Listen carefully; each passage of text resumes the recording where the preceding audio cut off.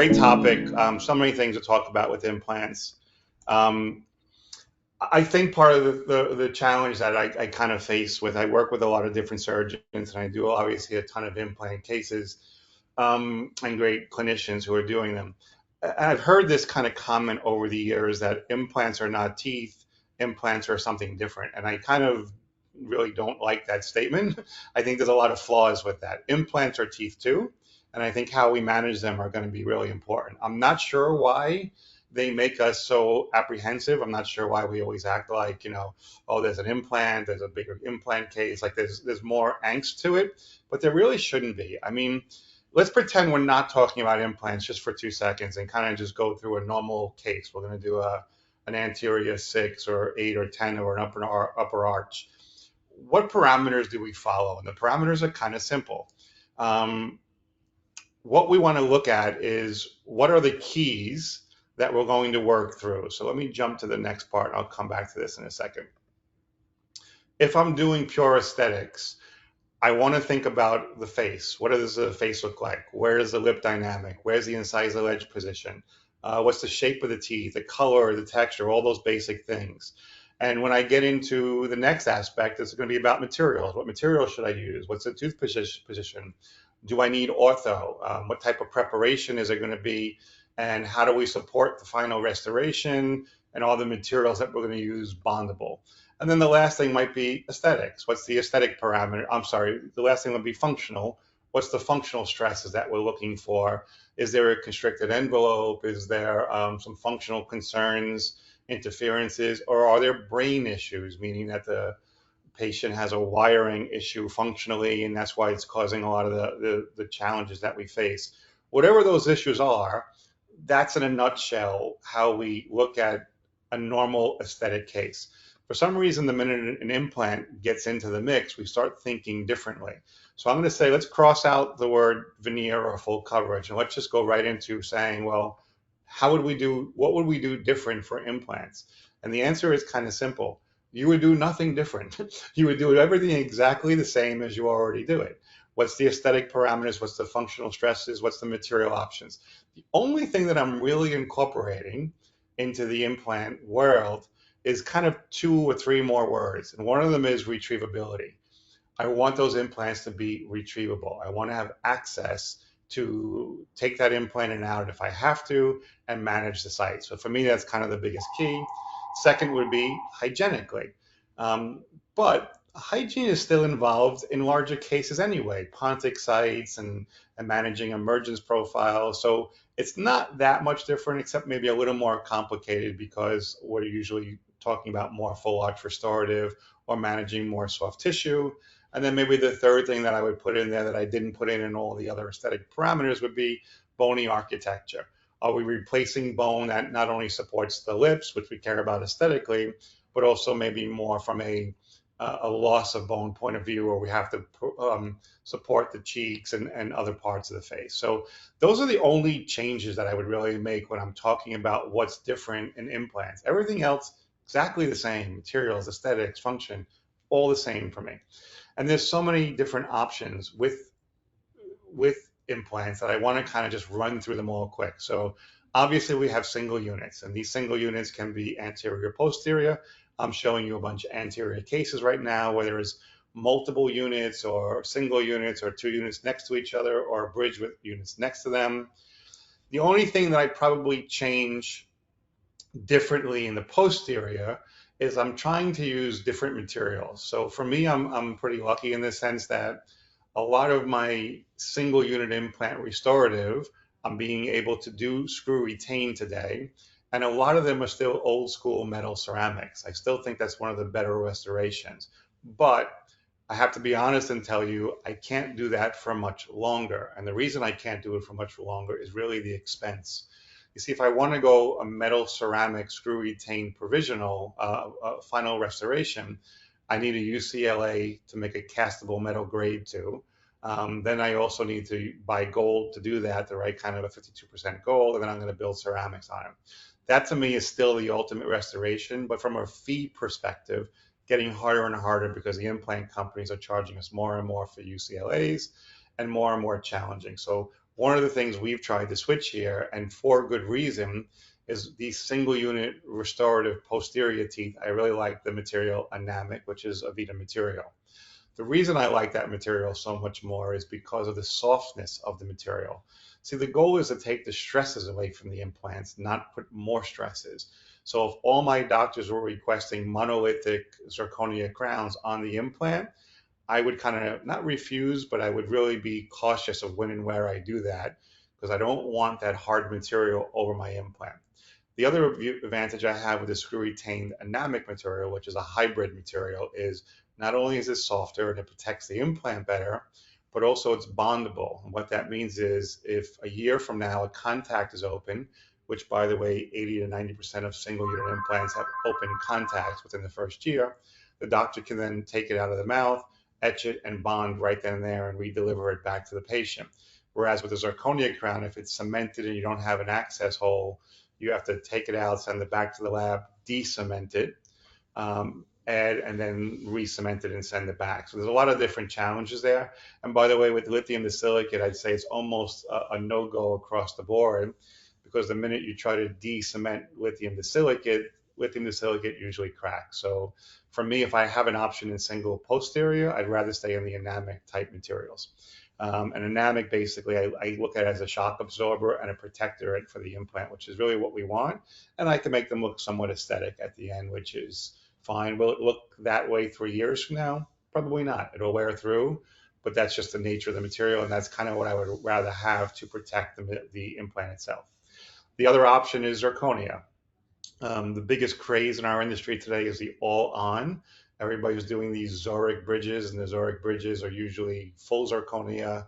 They're starting to switch them out to more fusion bars where we're putting titanium inside, but I'll stick to where the majority is today. These Zoric bridges can either be fully monolithic or micro-layered. They're not doing much layering on them. For me, I kind of really feel much more comfortable with some micro-layers, and I won't go through all the layering concepts of them, but I like to do a little bit of a micro layering on these Zoric bridges when I do them. I don't do tons of them because it's not my favorite restorative. And again, it's not my favorite restorative because the hardness of the material on the implants. The goal should be at this point to protect the longevity of the implant, not to protect the longevity of your crown. Again, if it's your mom's case that you're doing, you want to make sure our implants don't fail. You don't want the crown and bridge causing failure on the implant. So for me, I'll do them, but I'm very cautious about them. More complex cases. So now it gets involved when we have different implants, different heights, and maybe sometimes I have to go back to old school metal.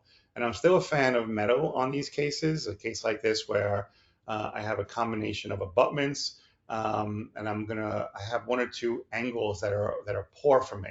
So I have to change the angle of those implants. And the way I'll do that is by either using what we call a soft abutment or by doing a set screw. And I'll break down the set screws for you a little bit more as we go on. But you can see here I've made a metal frame. We're going to try in that metal frame and verify everything to make sure we're good. Do my normal ceramic buildup, which you guys have seen me talk about buildups a million times. So I'm going to kind of skip through that today.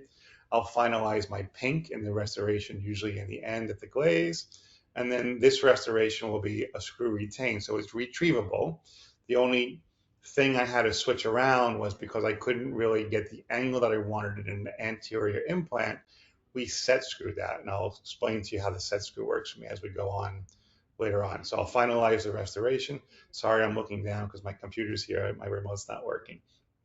And we'll finalize those restorations in the patient's mouth. But the beauty is, everything that we wanted to do, aesthetics, functionality, colorations, material choices, all the same in implant world. And now we've added the retrievability. So if and when he ever breaks anything, I'm knocking on wood, we have access to take that out and repair it later on. The other aspect that we have is these more denture-oriented implant restorations. So Toronto bridges, Montreal bridges. These are basically titanium bars with denture teeth over them. And I'm actually a bigger fan of these, to be honest with you, for all the reasons I stated earlier on, right?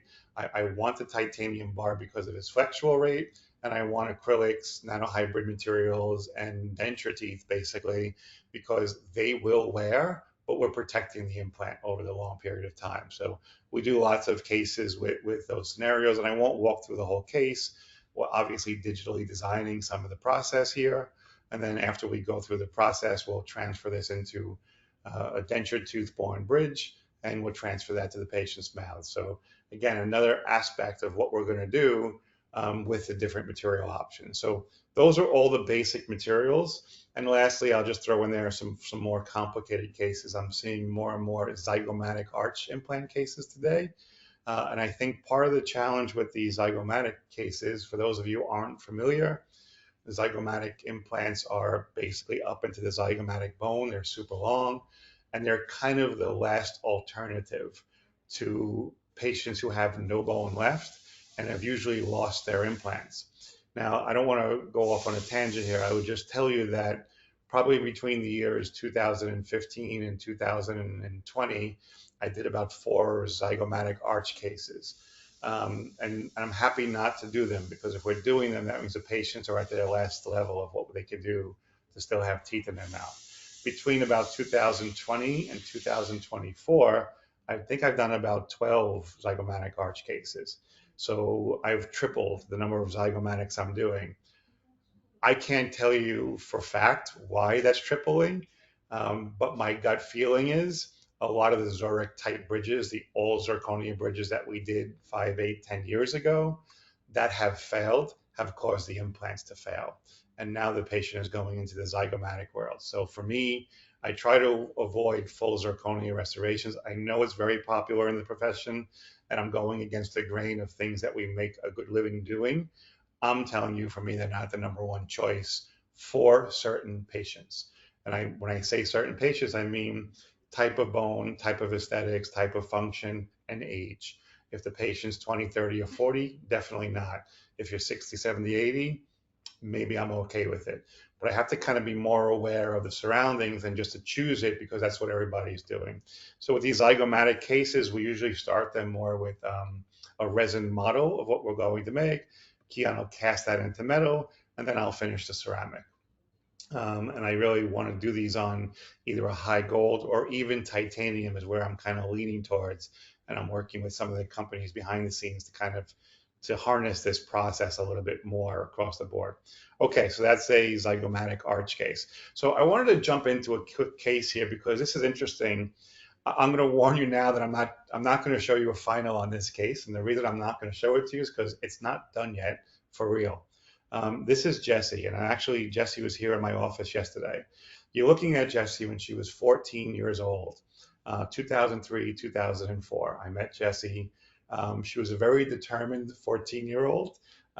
Somebody had mentioned to her that she can have implants at a certain age, and from the age of 14 on, she was having implants. There was no way for us to talk her out of it. Myself and the doctor I worked with on this case really kind of pushed her against doing the implants. We suggested that we should do some ortho and then maybe make some long-term Maryland type bridges, which I did in the photograph that you see. And by the way, if I showed you the occlusal of this really is old school 2004 or 5. Because my Maryland bridge has 6 wings on it, where today I make 1 wing Maryland bridges, right? Times have changed. But the point that I'm making is looking at the lack of bone that she has, her age, and the tooth positions, I think she should have stayed in this world or maybe not had any implants placed and sacrificed the cuspids for a restoration. I'll explain that more in a second. Long story short, 2008 comes. Jessie is now 18 and she walks into the surgeon office and has 2 implants placed.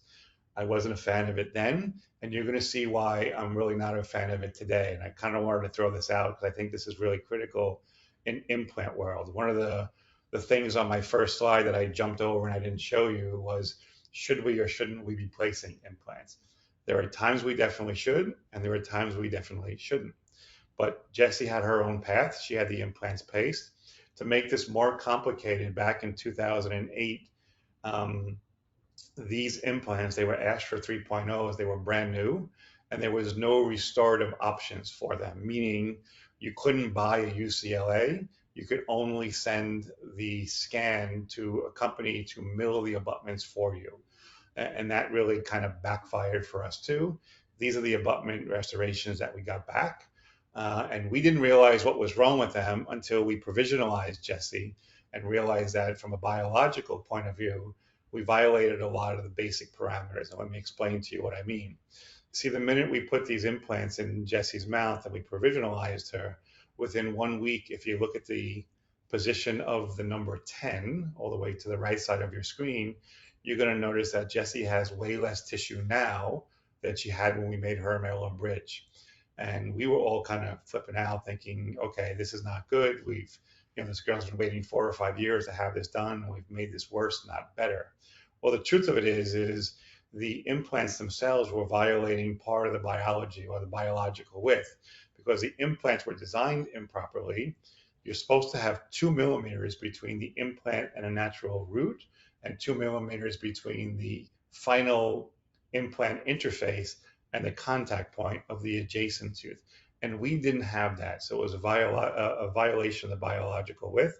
I know when most of us think of biological width, we only think of it from bone to contact, but there's also from tooth to tooth, margin to margin, and implant to root structure. So in this case, as soon as we realized, we pulled the implants, the abutments out. I basically modified them by hand and made them into a little ice cream cone looking implants. And then we put the provisionals back. And you can see right away the tissue starts to drop down a little bit better. So that was a great learning curve for us. The parameters, and I always tell people to take a picture of this screen. This is kind of one of the most important things for managing the biological width. So to the left of your screen, I have the implant interface, which should be on the crest of bone. And I would usually want to have that about 3 to 4 millimeters below my final emergence and contact point, right? So biology or biological width is from bone to contact is 4.5 millimeters. For those of you who are questioning why I say 4.5 millimeters, I always joke and say it's because I'm neutral like Switzerland. East Coast, they think it's 5 millimeters. Tarnow and Chu and all the great minds that are here. West Coast, where you had Coyce and Spear, they always thought it was 4 millimeters. And the gentlemen fight over that 0.5 millimeter to see who's right. I don't have that much testosterone, so I'll tell you that 4.5 millimeters is just fine. And that's where I want to manage my contact point on my normal restorative work and my implant restorative work. I also want to make sure that I have a 2 millimeter distance between the marginal finish line of my abutment and my future contact point. And I also want to make sure that my emergence profile is always in the last millimeter of that soft tissue. So those are kind of the keys and the basic things that I always look to with implants. There's been a lot of changes over the years about emergence of the implants.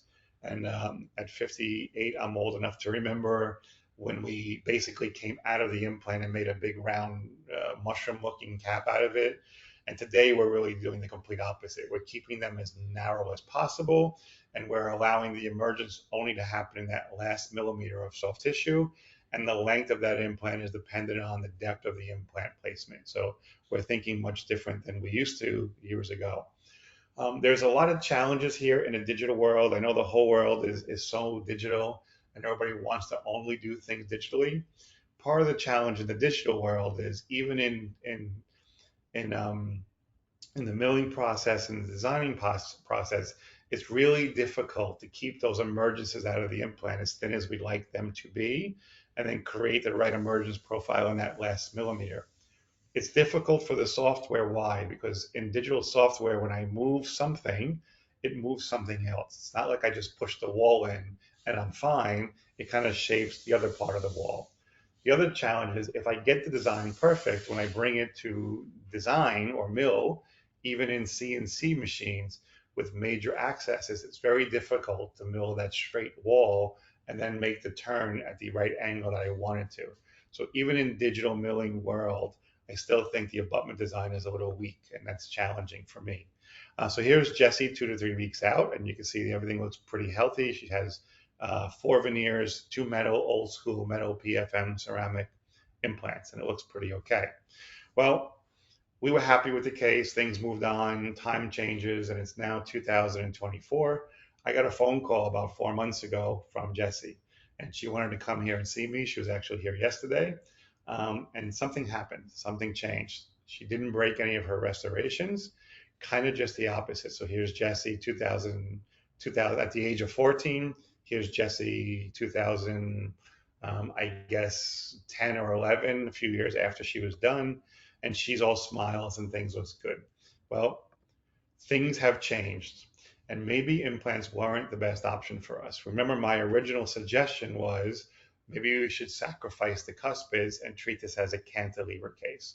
A cantilever case means we would have prepped out her soft tissue, tried to develop as much papilla as we could have, and treated this as a 2-unit restoration for the edentulous areas. So I would have did a full coverage crown on the cuspid and a cantilever pontic with metal. And of course I would have went metal because I have the connector size nice and thin.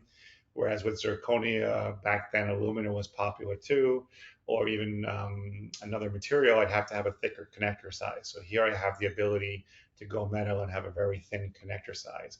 I can create a nice ovate pontic, and now intraorally we could have placed those 2 units and not had to deal with the implants and the process.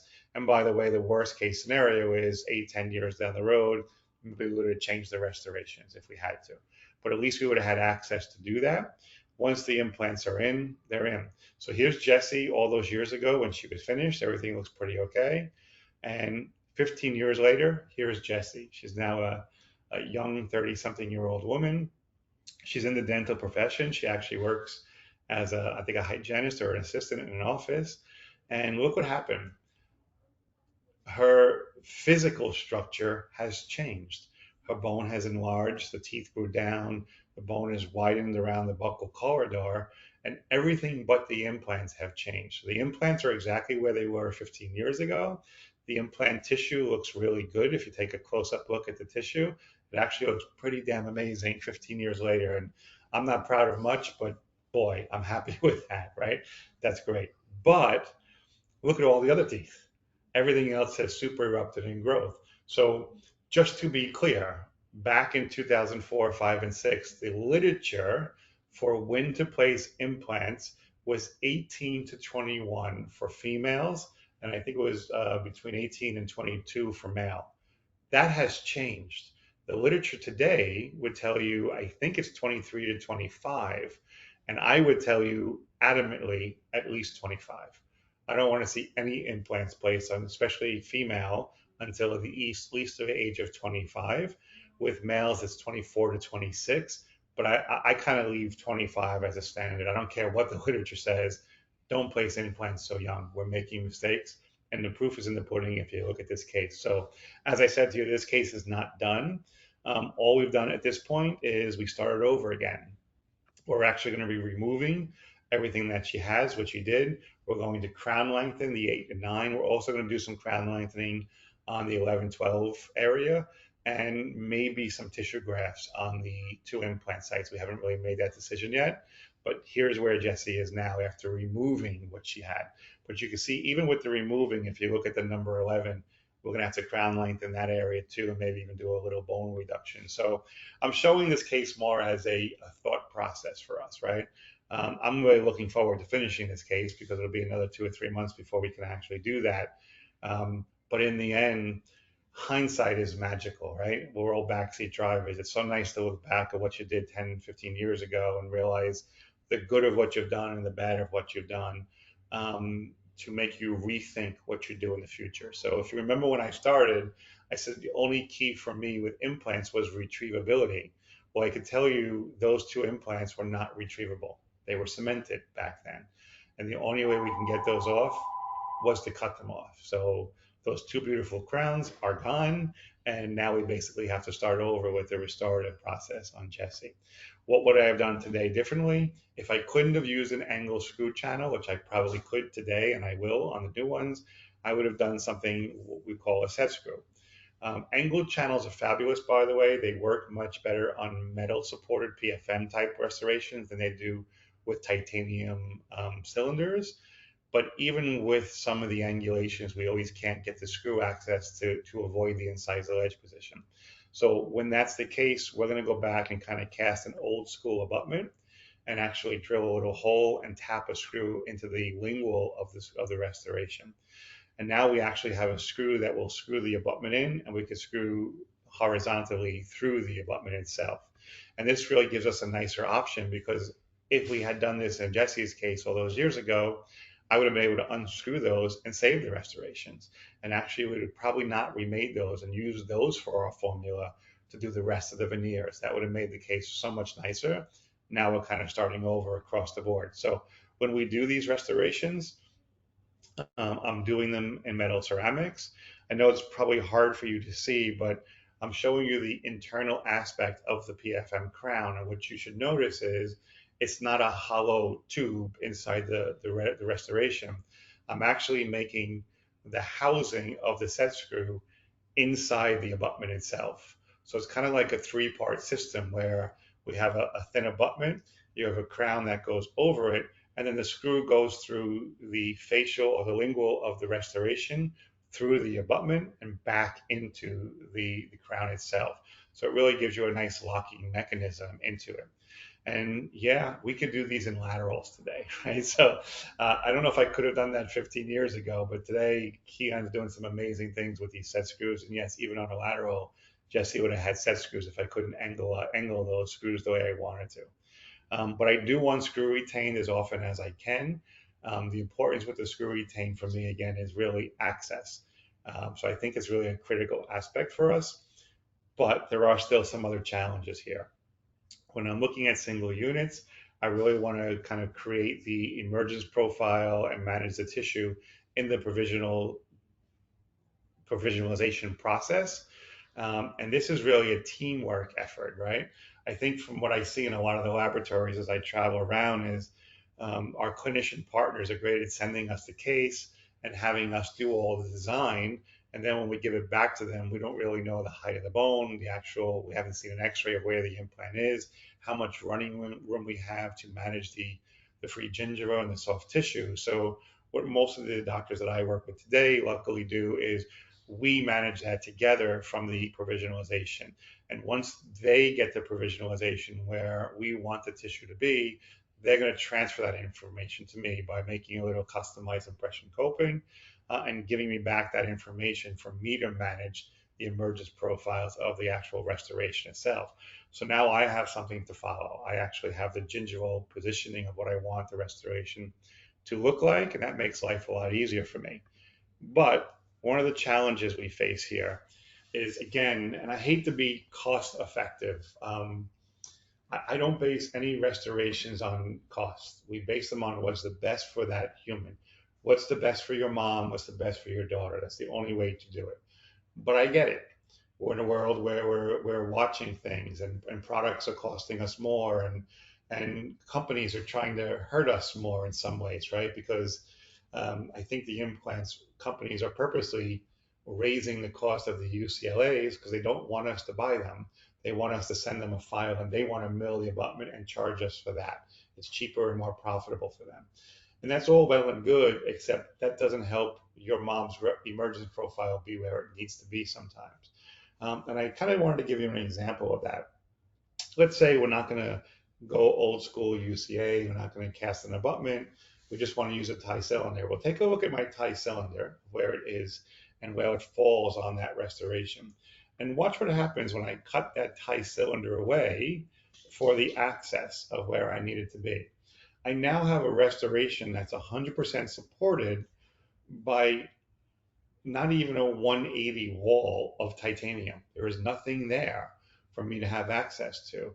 And I don't feel comfortable swinging that much material off of that one bonded piece of ceramic to that little thin titanium wall. So for me, I go back and I want to do these more old school with, again, UCLA, high gold content where I could build up right on the UCLA and kind of really support my restoration the right way with a real metal abutment and make it withstandable. And I could still make it screw retained. So for me, that's kind of the options there.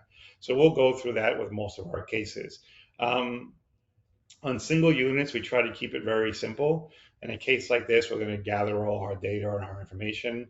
I'm not going to think of it any differently than if I was doing an actual veneer case, meaning that I still want to follow and manage all of the aesthetics that I would do. The only thing that I really would like is some sort of retrievability if I can.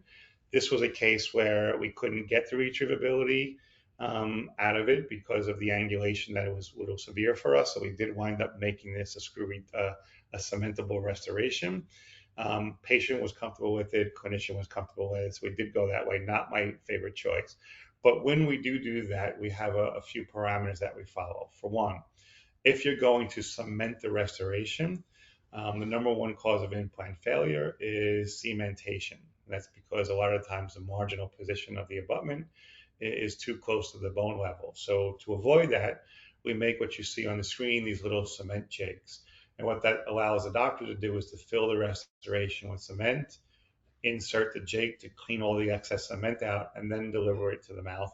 This way there's no real excess cement to clean up, and that makes life a little bit better for us. I'm also making what you see on the right of your screen, these little jigs for the implant abutment seating, and the doctor should be able to remove that from the cast, place it on the mouth, and then screw it and torque it down all the way 28 to 32 newtons, depending on the type of implant that you use. And that's kind of the standard procedure for us. One of the things that happened with this case was during the try-in, it seemed like something was off. And you'll notice to the left of the screen that you see my soft tissue and my margin is 0.5 millimeters below where I want it to be. When the doctor went to try the crown in, the tissue had resorbed a little bit more. So we were managing a different issue, which meant I had to now drop that margin down, and that became a problem and kind of come back and rework the final restoration. It's fine. Had it been a set screw or an angular channel, it would have been a lot easier to manage. But when you're cementing, these are kind of the challenges you get into. So I went back, I reworked the abutment, I reworked the crown a little bit, I lengthened the margin, and we're able to seat that into the patient's mouth and cement that. And hopefully we won't have to ever cut that one out. But I would have liked it if we could have gone set screw retain there. It would have been made the restoration much better. Okay, so combo cases where this gets a little more interesting now. I'm also seeing a lot of cases where I have a lot of implants in the patient's mouth, but I still have to do either veneers or full coverage restorative. And this is a great case. This is Nina. I did this case with Dr. Castellano out in New Jersey, and not only a great person, but a great clinician. And it was interesting because I don't know if I don't want to say inherited this case, but I think I received the case more when it was already halfway through the stages of it. And somebody at some point prepped out 2 front teeth and put veneers on her. Like that was the helpful aspect for the challenges that she went through. And because she had oglodontia, I never say that word well, she was born with 6 or more missing teeth, I think is the textbook definition. So she needed to have implants. She had them placed fairly young. I would have liked to have waited a little longer, but I inherited the case a little bit later on. And for Nina, I'm sure you can understand she wanted them yesterday, right? But these kind of cases where you're dealing with veneers and implants, they become even more challenging for us in the combination sense because we have to think through all those same parameters aesthetically. Which ones can be retrievable? Where can I stay minimally invasive and actually kind of manage through the restorations? And where do I have to have a cementable or a screw retained implant? So in Nina's case, everything is retrievable. We managed it that way purposely, except for those 2 veneers. And we wound up finishing Nina's case and making her really happy. And she's a sweetheart of a young lady. She was actually came in not that long ago, and I took a few final photos on her. For those of you who have watched other lectures, you've seen me talk about adding fluorescence in the teeth and all the things that we normally do. I'm not diving into that too much now. I really wanted to just kind of talk through the implant process. But you can see in Nina's case, the angulated channels or set screw channels give us some freedom and allow us to kind of remove those if we ever have to. And I hope we don't ever have to. And here is Nina today, walking around smiling. Okay. Nina, how does it feel to be done after all this time? Amazing. I look in the mirror every day and I smile just thinking about how amazing this whole thing has been now that I'm done. And you worked with a great doctor, right? So Dr. Castellano was so helpful, I'm sure. Yes, Dr. Castellano was the best. He treated me as if I was one of his family members, and just the care from everybody and this whole team has been incredible. How about your comfort level now that I know before we had missing some teeth and there was some deciduous baby teeth there? I grew up just kind of smiling with my mouth closed, and I always caught myself in the middle of laughing with a big mouth and just reminding myself, just keep your mouth closed. And now I'm just carefree, and I feel so confident whenever I talk, smile, laugh, eat, whenever I'm with anybody, go out to dinner. I don't have to worry about anything. Well, they look beautiful and they work great in your face. So thank you. Yeah, so it was really nice when you can kind of do those. But again, what was different than an aesthetic case? It was really just those implant positions, and it was our job to treat them like teeth. There was nothing different that we do. Okay, so I'll finish off with one more case here. Some of you might have seen this case before. This kind of case adds it all together in the sense that there was one or two restorations and some implants and how we manage them. This is Sean, and I won't go through too many details because I want to finish on time, and I've had a few little technical difficulties here, so hopefully we'll be able to get it on time and answer some questions. Sean was in a bar fight, and he wasn't fighting. He was breaking up a fight. Somebody elbowed him and knocked his two front teeth out and damaged the bone, and a lot of work went on. Sean was a reverse curved smile his whole life, meaning the posterior teeth were longer than the anterior teeth, and we needed to know that before we started the restorative. This way we didn't just keep lengthening the teeth and make him into something that he wasn't. We're only restoring the front four. So seeing that he was reverse curved helped us to manage the process all the way through. We did our diagnostic wax up. The Royal We means Jen did our diagnostic wax up and did a great job as always. We evaluated our wax up as a provisional, and then we started to go to the restorative process, what we're going to do with the white and the pink. So you can see already that I'm going old school. I did 2 metal abutments. Now, I don't need UCLAs for these. I can mill and design these with titanium. And by the way, I do have, I'm working with a friend of mine, Scott, from, what's the name of his company? I'll remember it. Anyway, Scott is actually milling metal, and he's being able to mill some of these metal structures right to the implant itself or the implant interface, and that's allowing us to kind of boycott the UCLA purchasing process. So I'm kind of excited about that, and that's becoming more and more useful for us. So in this case, I could use titanium abutments. I could design the emergence, design the position, and I don't have to buy a UCLA. And you probably notice that there's a little hole on the number 9 implant. Also, I have a full coverage restoration, number 9 abutment, I'm sorry. I have a full coverage restoration on the 7, and I have a veneer that I'm going to be doing on the 10. So I'm going to make my abutments. I'm going to make my old school PFM crown, because I'm going PFM over these 2 abutments, and I'm going to have a veneer that I'm going to build with the same feldspathic VM13 ceramic that I would have used on the rest of the case. Again, I won't go into details of buildup today because I don't think that's so critical, but you guys have seen me talk about buildups a million times, right? Pacious dentins, in this case, I'm using, in VITA, we call them chroma effect powders, and but they're all pacious dentins in essence. Dentin materials, maybe into some translucent dentins, some translucencies in my EE9s and EE10s for some blues and colors and effects.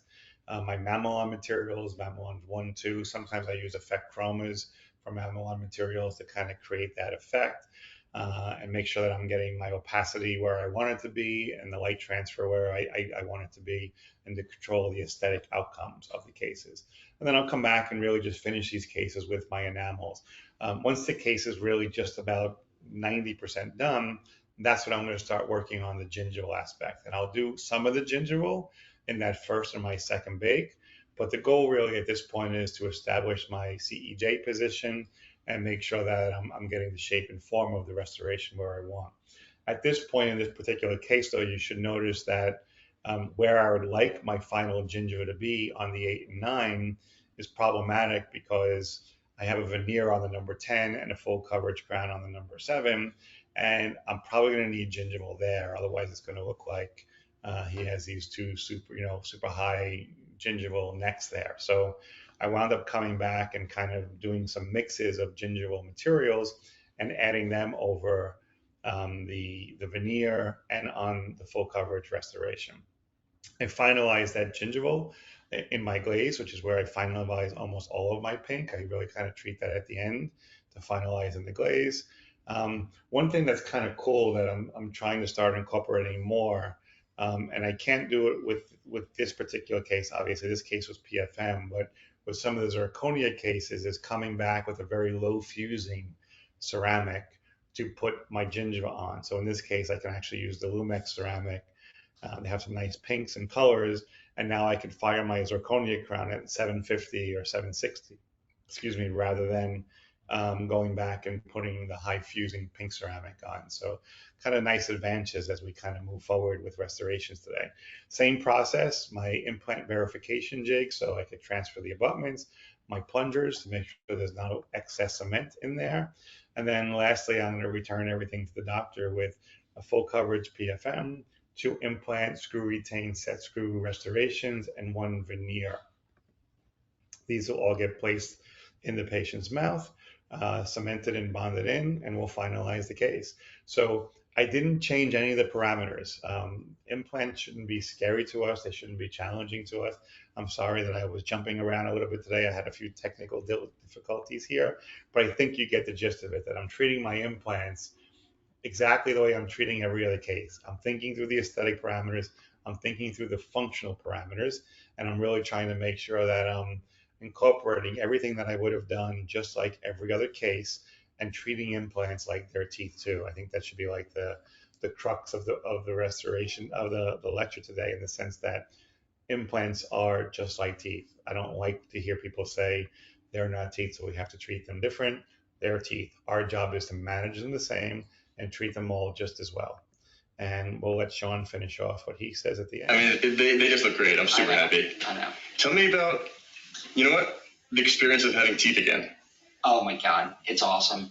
I'm sure as you noticed when I first walked in here, my front lip was kind of covering my teeth a little bit more than they are now.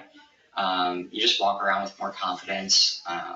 It's pretty nice to not pop your teeth out before you eat any meals, so that's pretty nice. Like, you go to a restaurant, you want to like bite into something, but hey, you've got the retainer and I've got to pop this out, so you're like secretly doing it, and then you're very timid. Or you have the temps and you're worried that they're going to break or something. Exactly.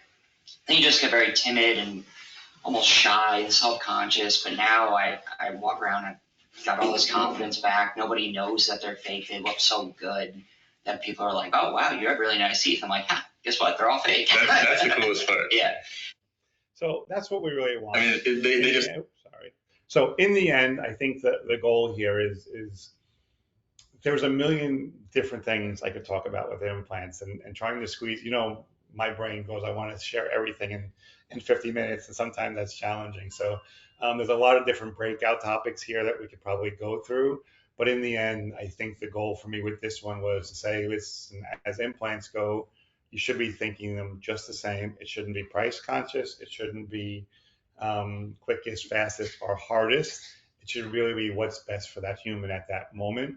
And that might mean more work for us or more complications for us. But for me, that's the way I think it should always be. So, Jim, I think I'm right on schedule. I apologize for rushing through a little bit the hiccups here. But I think in the end, hopefully I hit all the topics that you wanted me to cover. Yeah, no problem. It was on perfect timing, everything. So I appreciate it. I'm going to share my screen here. And I believe you see that. So those of you that are wanting some questions answered, go ahead and send those through. We have some questions already. Those of you that are asking about the CE, we'll process those this week. Give us a couple days. It has been recorded. We're going to post that on our VITA North America YouTube channel. And so you can visit that at a later date if you'd like. If you need information on get a hold of anything for VITA materials, of course, you can get a hold of us out in the field or the help desk as well. So go ahead, and we have plenty of other webinars going on.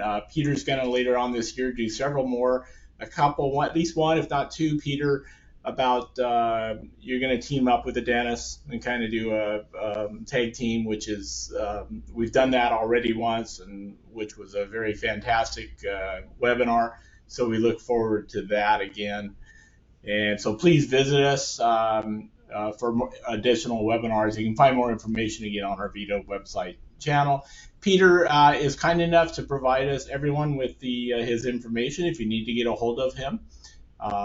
You know, recognize that, of course, Peter travels extensively and is a very busy work person.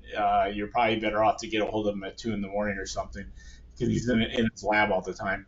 But no, don't do that. Or you can sit next to me and just ask questions. Okay, that even better. But he is gracious enough to allow you to contact him, and we greatly appreciate that, Peter.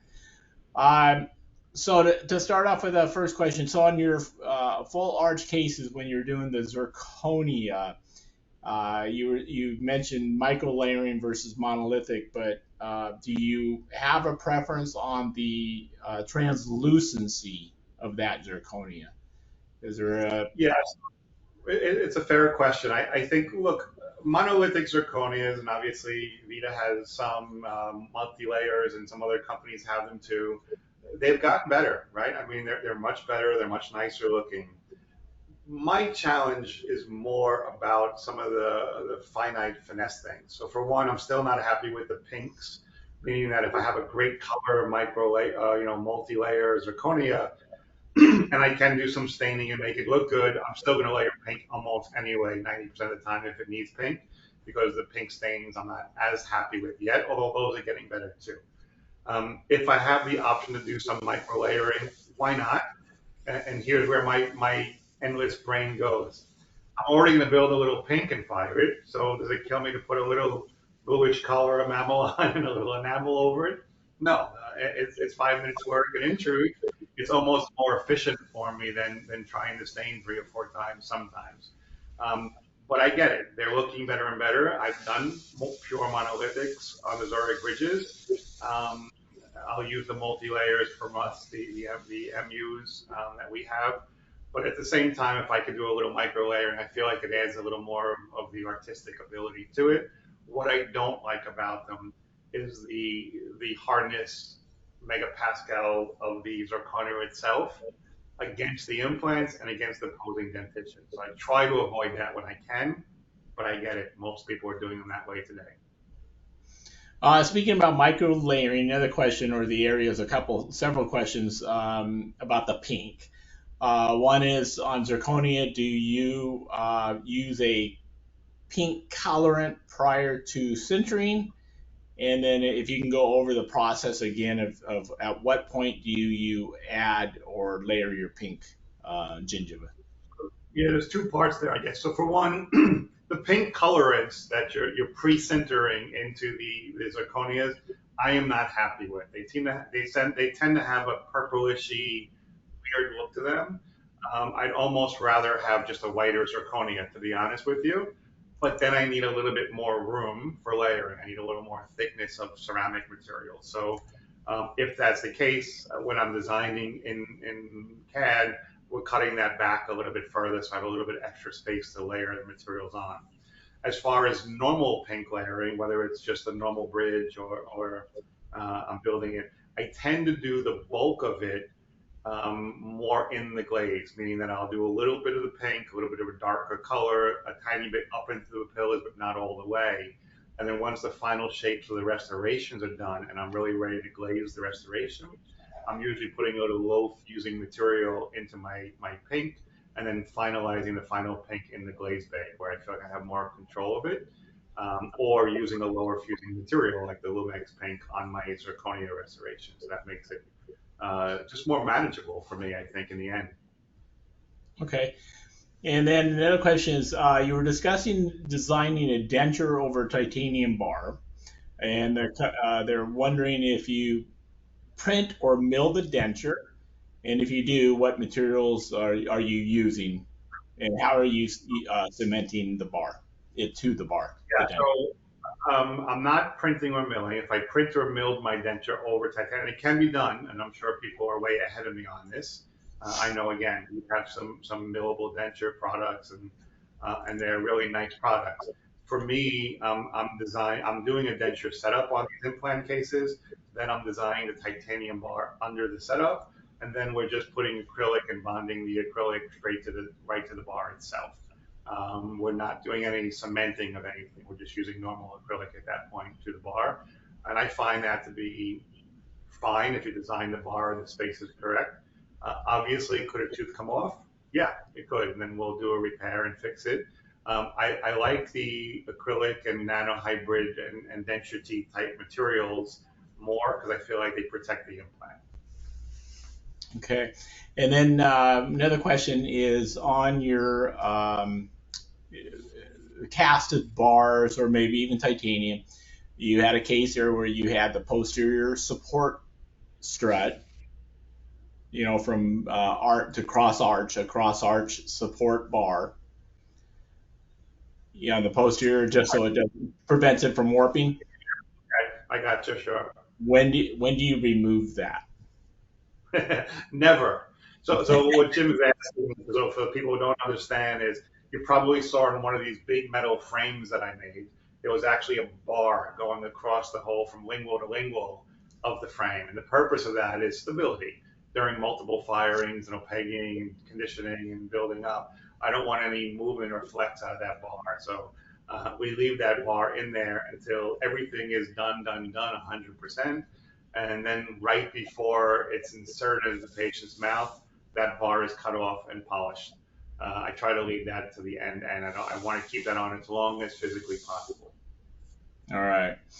And then talking about the dentures, follow-up question, how do you manage the occlusion on those hybrid type denture cases?